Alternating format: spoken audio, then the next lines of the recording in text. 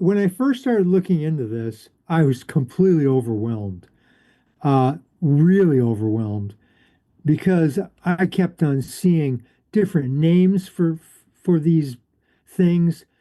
Um, Sometimes they were referred to when you go on eBay and such those kind of places. You'll see one name and yet it has a different scientific name, and then sometimes they use the group name or the order name, and it's just and then how do you actually grapple with what's out there, and how do you find out what's out there? Um, and the technical reports are, as you said last time, Linda, it's really hard getting information. I was really surprised at how difficult getting information was. So then it finally dawned on me, why don't I follow your guys' leads, which is let's trace the route.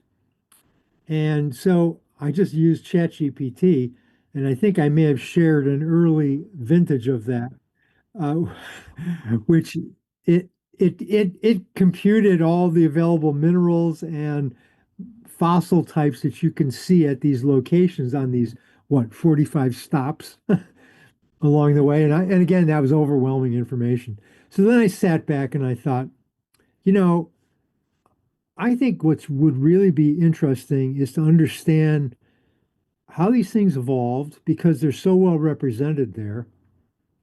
And the three basic ages that are represented, the Cambrian, the Ordovician, and the Devonian, are really well represented there. The other ones are there as well, but those are the three primary, uh, like what do they call those? Periods? Yeah. So I thought, okay, I'm going to focus on those three. And and then I thought some criteria to like, how do I pick the ones to get? Well, I attempted to identify the most common. I attempted to identify those that are on our route. I attempted to identify those that had most significant scientific value, or change or historical value importance, or visually stunning. I kind of then fed all this into ChatGPT again and said, okay, I need to know, and then I wanted to limit it to three per period. So I guess 9 fossils. So I stuck that in ChatGPT again, and it spit out these things. So then I thought, wouldn't it be cool to uh, do a little homework and put together a narrative? And that's what this document is. Can you see the Grand Tour Through Deep Time? And so that's the thing to read. And it's a tiny bit of overview of the ages, of like Cambrian and the three notable ones that I picked. And then each one of them is described a bit here. Sometimes has identification information, sometimes has fake information to be aware of. And then from that, then I put together the slides. Okay. So you see my process? Okay, so the first thing I wanted, well, not everybody's an expert. So in the slideshow, I found a really easy, what are the basic facts about trilobites? And then, oh yeah, yeah, I'm sorry. Yeah, how do I do that? Yeah, yeah, there. That good? Full screen? Yeah, so, and so then I thought, a really ideal collection would be, what if you could find, you know, uh, all 9 of the ones I picked, right? And that would be a collector's set, right? And it would represent our Moroccan tour, and it would help you. You could easily retell the story of trilobite history and our tour history all in one, right? So I thought that would be a cool approach. I don't know if I'm going to do that, but I thought just throw that out. So exactly, it'd be very cool. And then I just wanted then there's two companion documents. The one I just mentioned, the Grand Tour, and then kind of a synopsis of everything on a one pager. Not everything, but the important stuff. So that's what I put together. And then I thought putting the ages down on this would be useful as well. And the arrows here, the white arrows represent the ones that we're focusing on. Okay, so this is a new slide. This is a little more technical, but these, if you really get into it, this is really useful. Now it has some really complex language here. So a little later, we'll get into the actual language. Um, and then uh, I was really most curious about how these things evolved. And over here on the upper right, the evolutionary trends, this is basically how it happened from the Cambrian all the way to their extinction in the Permian. So the bodies got more complex from simple forms to ornate spiny forms. Their visions started simple and then got to be structures that lived on top of turrets with multiple lenses, multiple eyes, and so the behavior started simple with simple crawling, and then eventually some social behavior started appearing, and even possibly some defenses or sexual usage of that trident in the Velociraptor. Um, And then the environments of where they lived actually changed a little bit. In the beginning, gentle slopes with materials that were eroded from mountains that they lived amongst that, and then they eventually colonized some areas of carbonate reef systems. So I thought that's good to know, and that doesn't really come out when you stare at a fossil, you know. Um, and that's all reflected here on the left as well. I'm not going to go into the details here. You can read that. Um, and then, these terms, there's a bunch of terms here on the left, benthic and cues and, complex language. So the next page basically defines some of the important terms. So they were detrivores, right? Which means they fed on decomposing organic material, right? They were you oftentimes can find them enrolled, just like a pill bug. They roll up into balls, right? Whoops, epifaunal. Epifaunal, they live on the surface of the seabed rather than burrowing into it. Although some later, as they evolved, some of them burrowed, and so on. So I tried to capture the essential glossary. Um, and then, oh, yeah,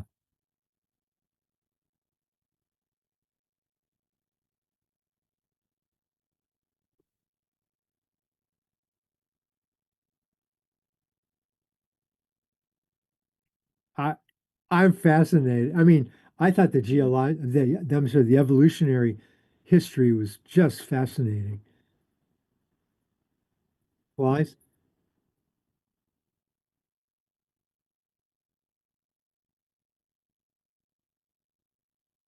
Yeah. So I didn't dig deep. I just kind of like cursory. Okay, so these are the slides I put together, um, and I tried to put the essential information. I have to admit, the prices I put here, uh, we're probably going to find a lot lower prices, but this is like collector edition prices, okay? Which I thought would be useful to know. Um,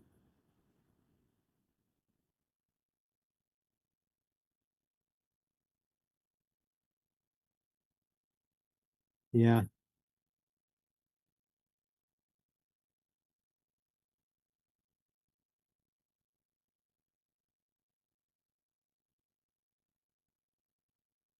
yeah,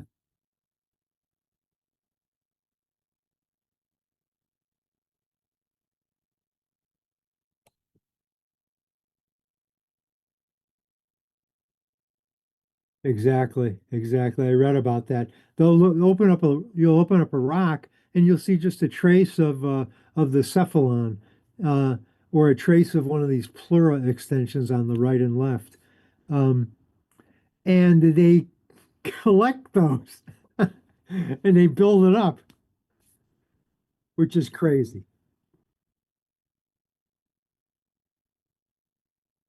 Paradoxides. Very nice. So I attempted to, get at, okay, which period, which part of the age is it from? Is there anything distinctive about it? Kind of size stuff. Where can we find it en route? What's the price for the collector editions? And then what's its genus and some of the data about it, a little more data, and then some nice pictures. So that was about all I did. The actually how to identify them and how to identify fakes, that's kind of strewn around in that other narrative document. There's also uh, another thing I found online. I'll share that. It's actually shared on the shared drive. It's a website that talks about the fakes.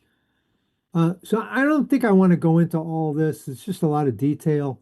But this is the second Cambrian one, the Compropalus telesto. I love some of these names. They also call these things Bondo bugs because they use Bondo, which is some kind of material to glue it together. Heavily, heavily faked. This one's the most faked.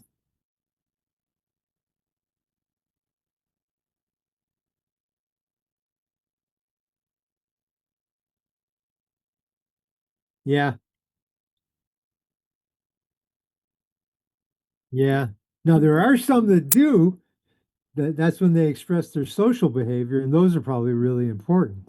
And we'll find one of those later. This is the other Cambrian one. This one might be rare, but I don't know. Uh, it was very difficult for me to figure out. The thing about these are their bright orange colors, which is oxidized pyrite, and we have those around here in New York, um, and they look golden with bright golden pyrite.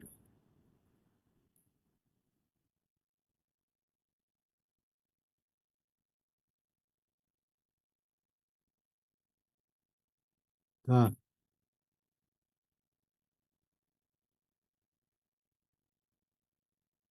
yeah, we'll see. Um, so that was the Cambrians and the Ordovician ones. This is called the calamine. Well, you'll see the word calamine for mud bug, and it's actually really this Colpocorophy. I don't know how to pronounce it. Um,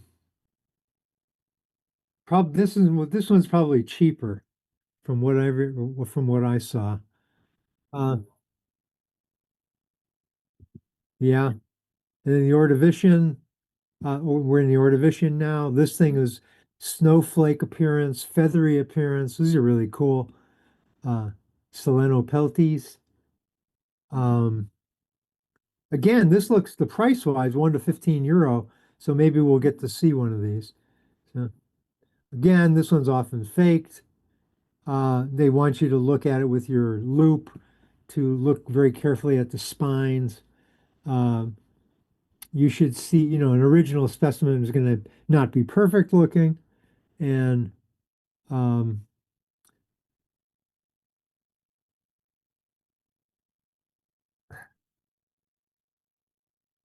ah,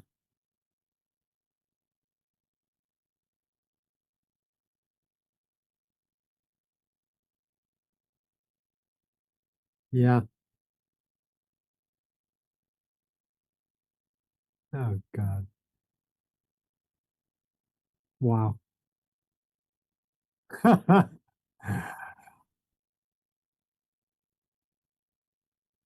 Yeah, yeah, yeah. One of the fake ID sites I said they said put it up to your teeth and see if it's yeah, they're like you're gonna let you do that. And this is the other Ordovician one. This was the first time they started, and this is fairly recent, I think, when they found it.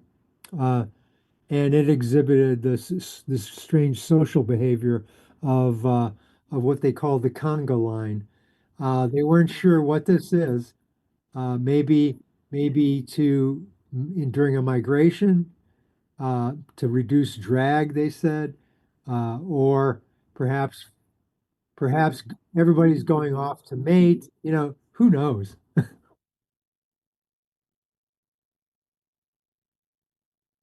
Oh yeah, they're blind. Yeah, yeah, yeah. There you go. Blind leading the blind. I thought that one was a. I thought that would be a fun one to collect. Um, the Ampics. Uh, and this is one where UV light identifies some of the restorations. Fake. Bezuada.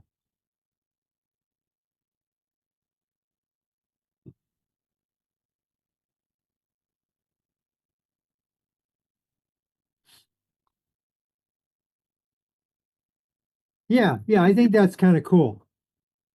I personally, I wouldn't even mind if I had a fake one because it it doesn't matter for me, but other people might.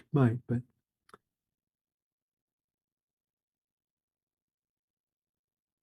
yeah, that doesn't imply it's fake. No.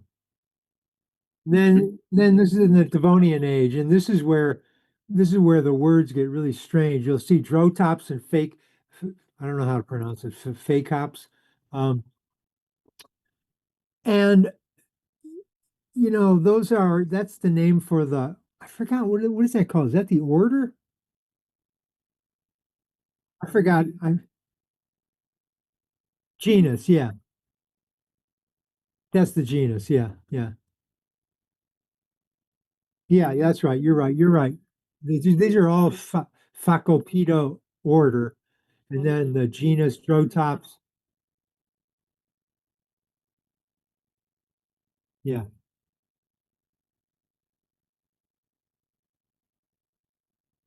Uh-huh.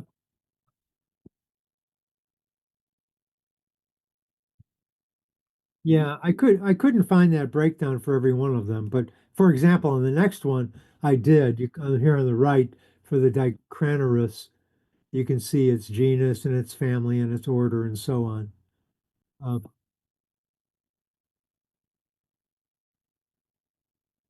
Animalia, Arthropoda, Trilobite,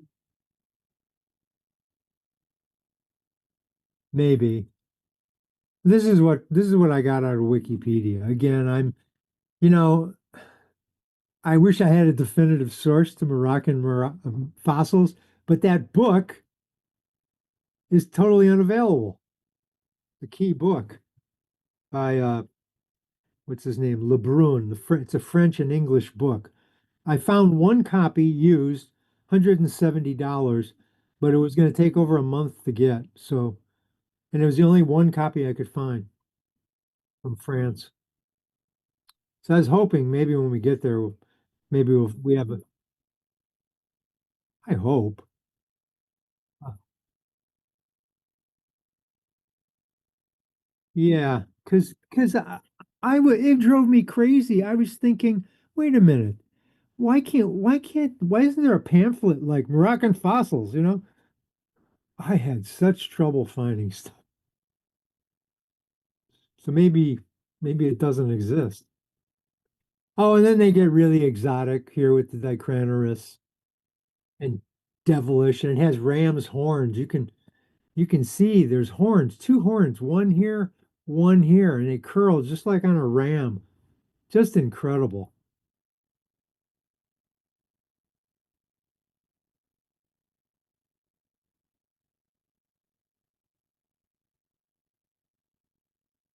Oh, it had to have been restored. But also they use these air blasters to chip away um, the material from the. And again, yeah, you're right. This one's heavily fake too. Uh,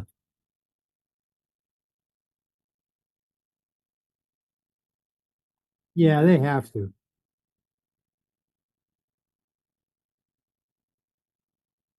Yeah.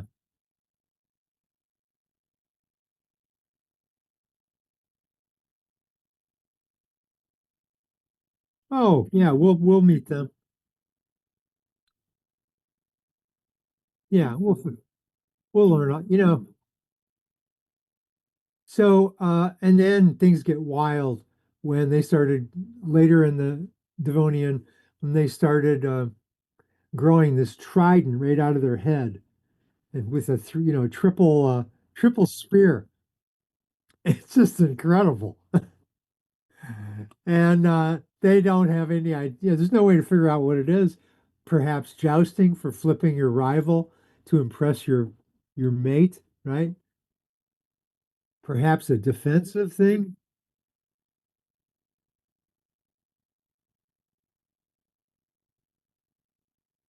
Yeah. And also the Anomalocaris. Yeah. Yeah. Yeah. Yeah. It's just cool. It's like, wow. So when I saw that, then I got really super interested in the evolution, because it's like, wow, how the heck does something like that evolve? So then, well, that was the end of it. Then answer your question. How many trilobites in a gigabyte? I figured it out. So the first answer, cover up, let's cover up the, let's cover, oh, hold on. Where am I? What am I doing? Yeah, so the proof, there's 357 million of them and a third. Trilo means three, so 3 bytes in a trilobite. A byte is homophonically sounds like a byte. So one trilobite is homophonically equivalent to 3 bytes. And then, of course, everybody knows in 1899, Alfred Lord Trilohead proved that homophonic equivalence implies mathematical equivalence. Therefore, therefore we can just trade byte and byte. And a gigabyte is defined as 2 raised to the 30th power, or a trillion, and that divided by 3 equals our answer. So that's the proof. Or the alternate answer, enough to fill your phone with fright and turn your ringtones off at night. They'll even crawl across your screen and chew your passwords to smithereens and jam your apps with fossil bytes and crash your Zoom calls every night. And then you wanted a song. Well, that's already been done, and we're going to listen to it. We're going to listen to the song. So this guy's a geology professor and paleobiology. Words that you learn with WIG. Were your words? In a second. I'm Nigel Hughes. I'm a professor of geology at the University of California, Riverside. Can you hear it? I work on trilobites. Many years ago, when I did my PhD defense, I wrote and played this song partly to avoid any difficult questions at the end. But it's really meant to be a humorous song about the fossils that I work on, trilobites, but really a celebration of a life inside. It's called a lament for the passing of the trilobites. Oh, what can this be? Swimming all over the Cambrian Sea. Is it Regina? No, it cannot be. Some new and strange innovation, maybe. Oh, come, hear the tale of the trilobite staves. Niches exploited in so many ways. Where did they come from and where did they go? I just spent 3 years and I still do not know. Monoxides is not what it seems. Moral statements, who knows what that means? Trilobite workers in such consternation, intraspecific phenotypic variation. Oh, come, here the trilobite stays. Niche is exploited in so many ways. Where did they come from and where did they go? I just spent 3 years and I still do not know. Pick up its width and shines across. More or less lenses was that really wise. Natural selection, it made the decision. Advantages reaped from peripheral vision. Oh, come, hear the tale of the trilobite stays. Niches exploited in so many ways. Where did they come from and where did they go? I just spent 3 years and I still do not know. So why did these marvelous creatures decline? Was it meteorite impacts or just too much wine? Was it riding of oceans on Pangaea's shores? Was it natural progression of one of Cope's laws? Alas, it seems there's no end to debate to the ultimate cause which determined their fate. The trilobite workers would be out of a job. So if you discard, just keep shut your gob. The tale of the trilobites stays and the niche is exploited in so many ways. Where did they come from and where did they go? I'll spend all my life and I'll still never know. Wasn't that good? Yeah. So I could not do better than that. So,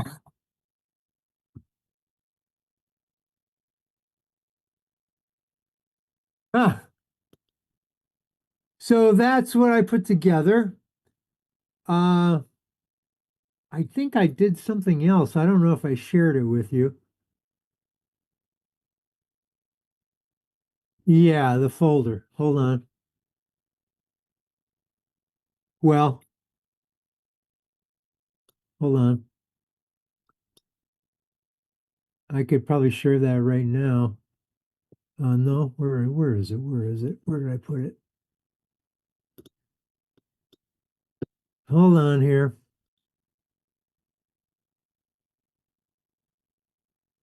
Yeah, it is. I just can't find my Google Drive right now.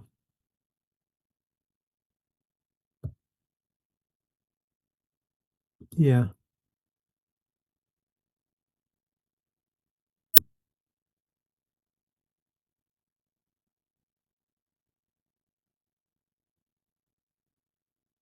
9 dots. Nine. What? Oh. Oh, there we go. Yeah, yeah, yeah, yeah. I see it. Yeah. I'm sorry. I spaced it.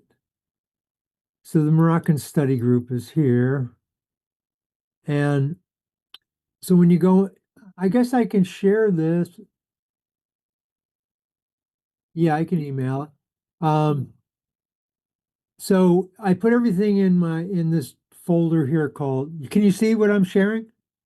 Okay. In Steve Kukla work products. So there's the first thing is the slideshow, but in PDF form, and then in PowerPoint form, and then in my Apple Keynote, which is their PowerPoint equivalent form. And then down here at the bottom is that field ID chart, that single page, um, which looks like this. Okay, it's just a quick little thing.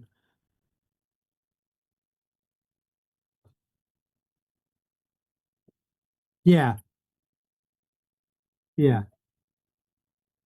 yeah. And then the Grand Tour PDF. And then there's this is an email. If you double click it, it should hopefully should open into your email.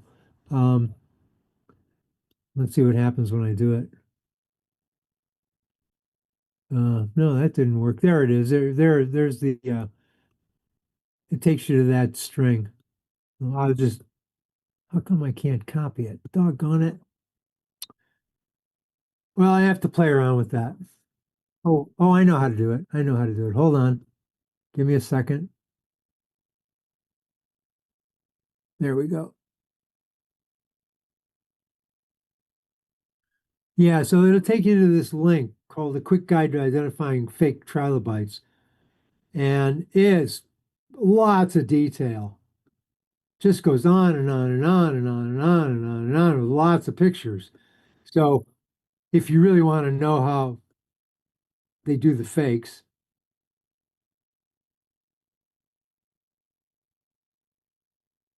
yeah, yeah, yeah, exactly.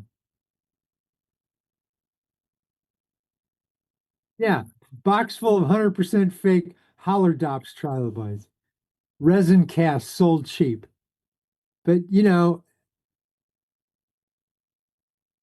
same thing. Boxes and boxes. So this is a pretty good website because it's so visual. So hopefully you can download that. And so that's what I put together. And I think I put something else together. Let me see if I have.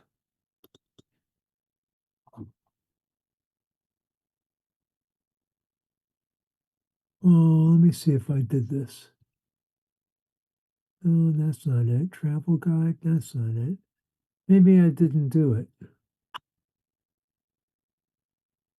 Uh, I had the last thing I want to say is I had a lot of fun with ChatGPT. What I actually asked it to do is I said, ChatGPT, you are a paleobiology and geologist expert, and you are driving a bus load of high school students who are avidly interested in paleobiology, fossils, and uh, the geology. And as these kids are looking out the window on this grand tour, right, they're going to see different colors, different mountains, different shapes. Write a narrative of their, write a narrative based on this route, okay? And I gave it uh, as reference. I gave it James's last year's travel guide, you know, and I said, ingest this, understand it, and then write a narrative for these high school students. And it did a really good job. It made it playful and fun. And, but it was way too long. And I just didn't have any time to do anything with it. But I'm trying to encourage you to think outside the box when you use ChatGPT because it can do some wondrous stuff.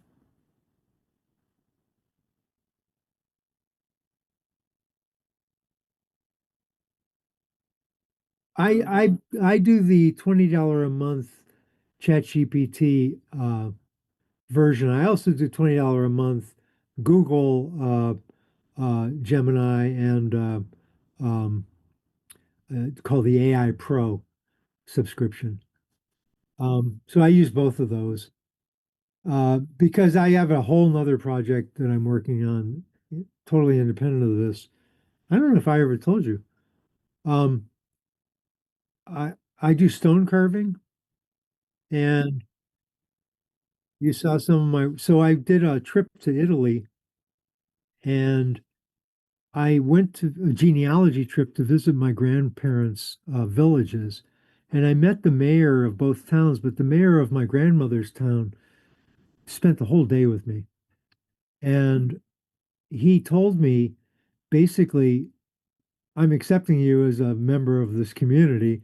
And if you, I hear you're a sculptor, if you ever want to do a sculpture for us, I'll permanently display it. So I followed through on that. And I wrote a book and I did 2 CDs worth of digital music. Uh, and that I composed with AI's help over 4 months. And then I designed a sculpture in a computer using a 3D modeling program.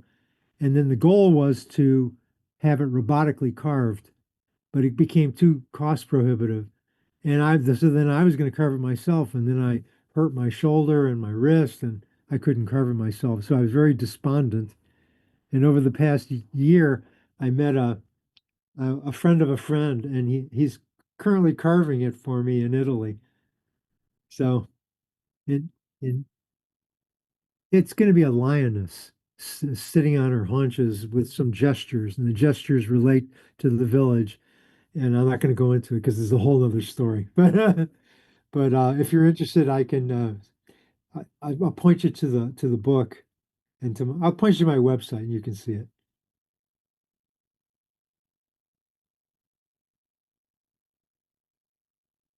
Yeah, yeah,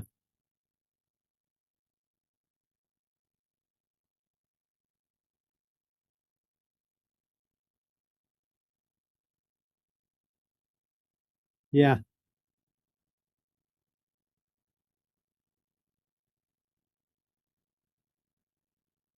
yeah.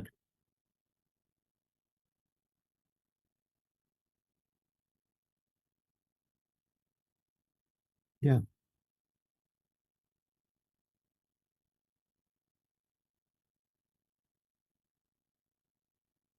exactly.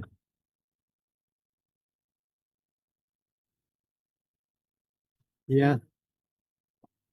Yeah, it's a wonderful tool. So I just view all the AI as wonderful aids. They're just so powerful. So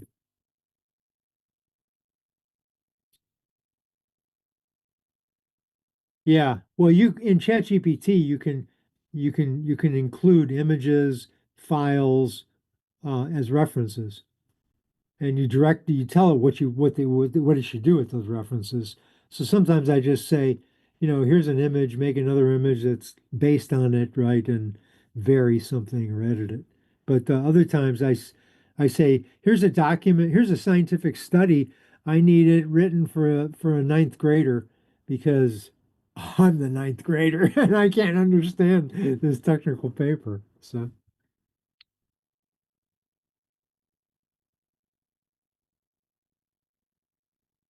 thanks.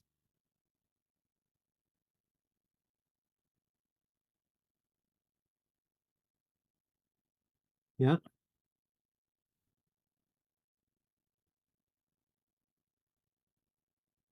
Yeah. Okay.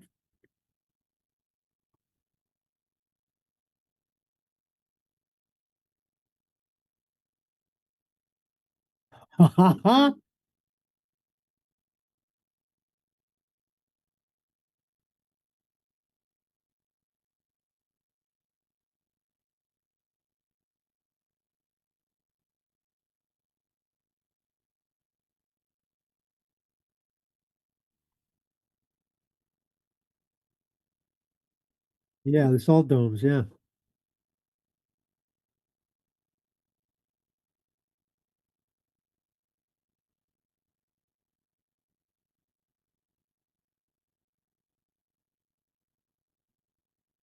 Uh,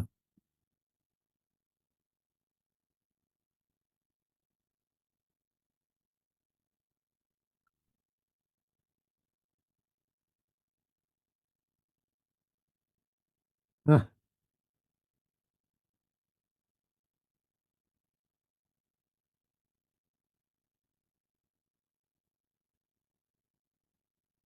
yeah. Yeah.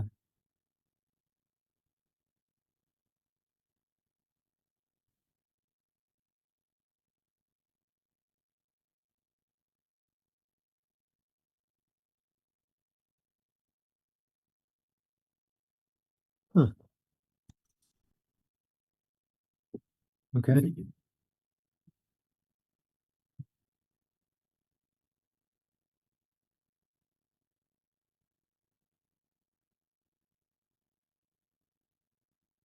Oh, wow.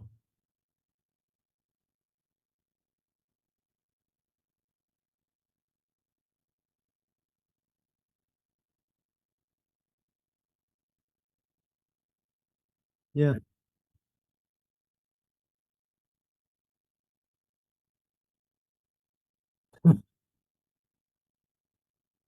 Wow.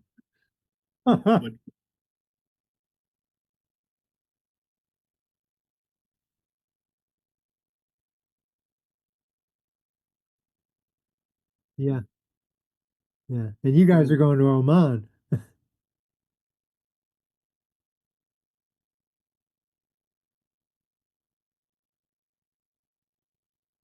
Right.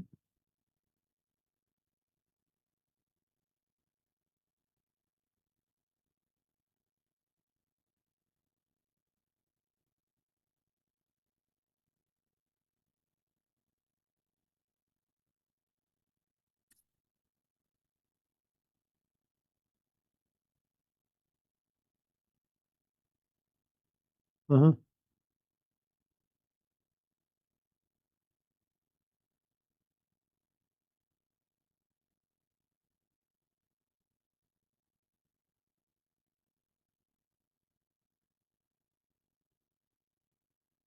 Oh, so you'll be satisfied there.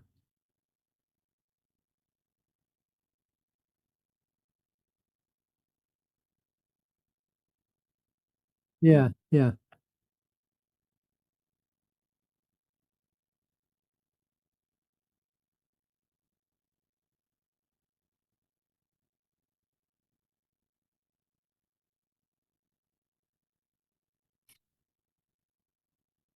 Yeah.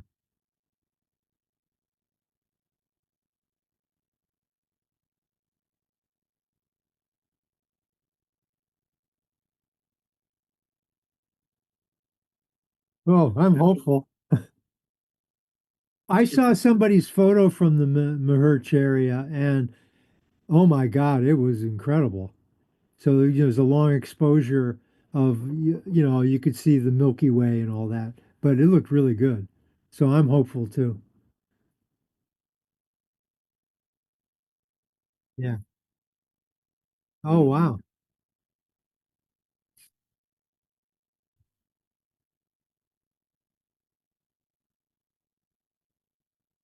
Yeah.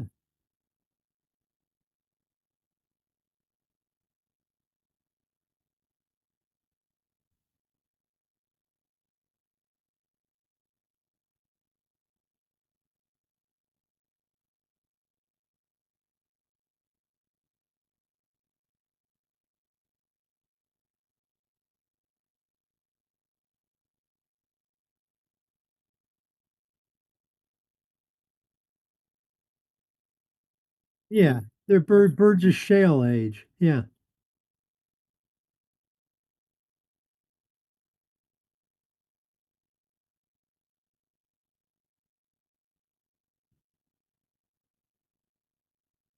No, you're not allowed. So when my wife and I went to the Burgess Shale, um, and they had a big heap of rock that you could look through. You couldn't take anything. But my wife finds the mouth of the Anomalocaris, the big thing. So this original creature was probably 18 inches long, and she has this beautiful flat rock that she picked up, and there's this r- concentric ring with points going towards the center. And we're looking at it, it's like, what the heck is this? And then the our guide who was there, she dropped her mouth. She said, "I can't believe it! I can't believe it! You found an Anomalocaris mouth." And Cindy had no idea.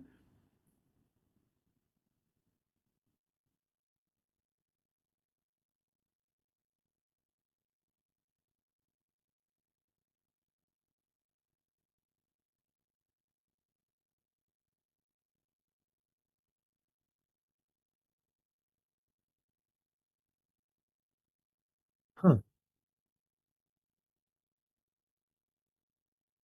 Hmm.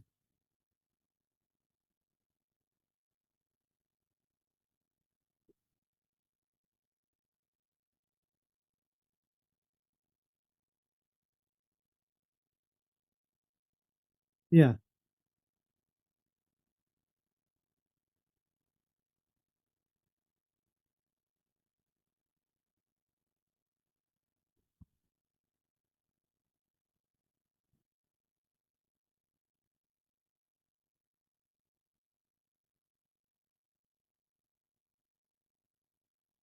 Yeah. Started. Interesting. Yeah. That's cool.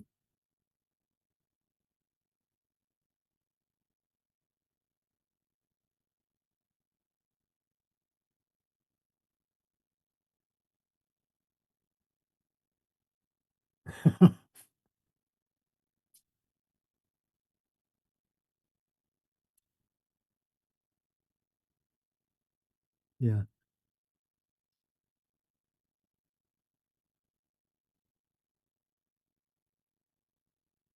Hmm.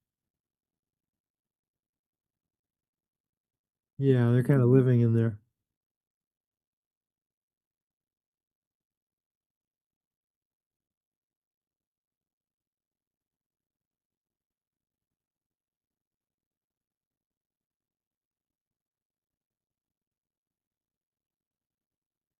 Yeah.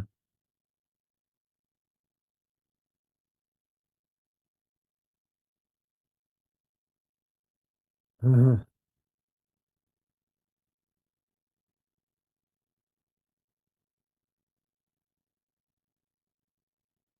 Huh.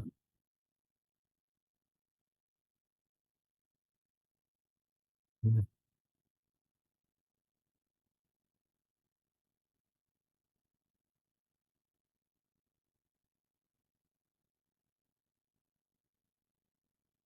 Toyota Land Cruisers? Yeah, that's what Abby's told me. Yeah,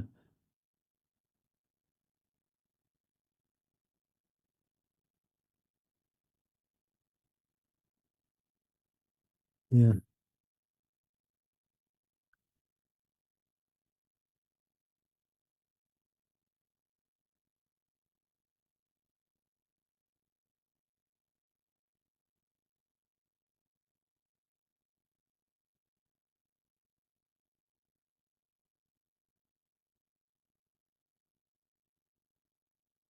Yeah, they said maybe approximately a week before.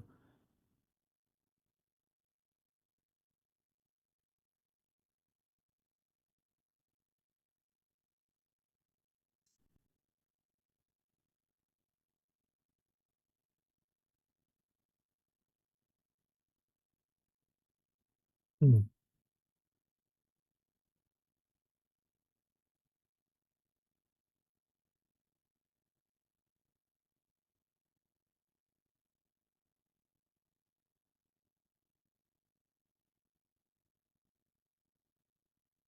Yeah, that's what I do. I always take a photograph and just send it to myself with a note.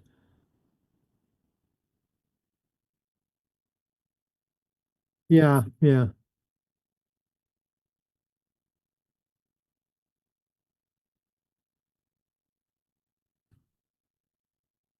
Oh, he had a wonderful trip. He and his wife had a wonderful trip. Yeah. But yeah, then when he got home and all of a sudden he's on another trip. So yeah, I haven't even spoken to him. Yeah.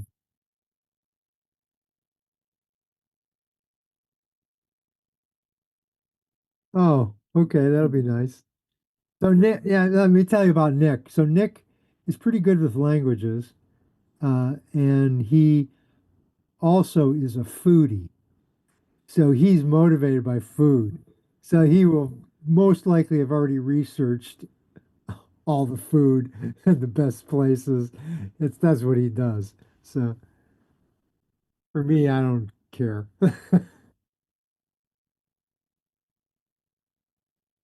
I hope so. I hope it all works out wonderfully. I need to get a hat, because I don't have a good sun hat. So I'll be looking for that. And then trying to figure out how to pack to be as light as possible.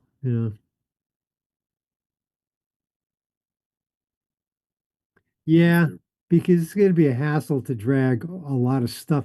I actually can fit into a simple backpack, but then I'm wondering, do I really want to do that? So,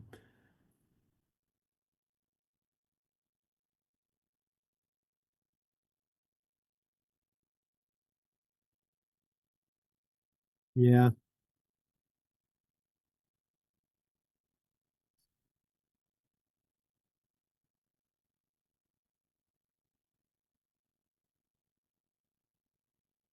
Wow.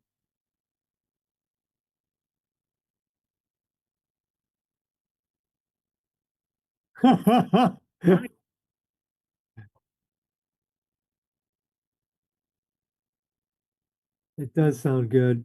Yeah, I'm still thinking about it. But I like to take about a month. Every day I think about, okay, oh, today's the underwear day, and I try to figure out those. Oh, tomorrow's the sock day. I do not like to be unprepared the last day or two.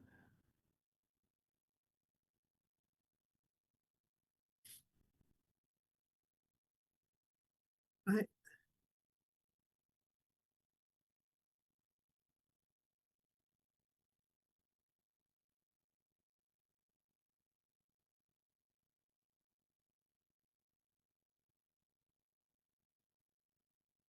You're not going to find any sticks.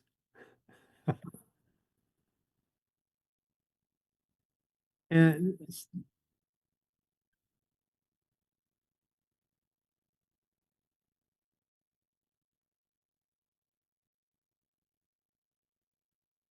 well, given it, we're going to be in the car for so long every day.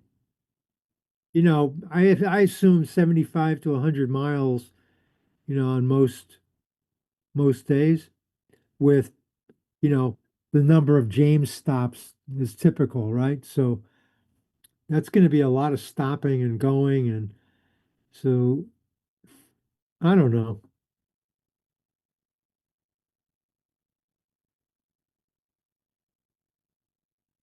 I think we go off road a couple times.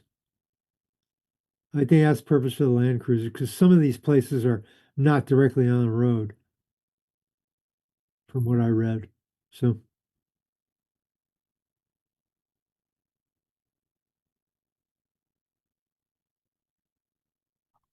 good for you.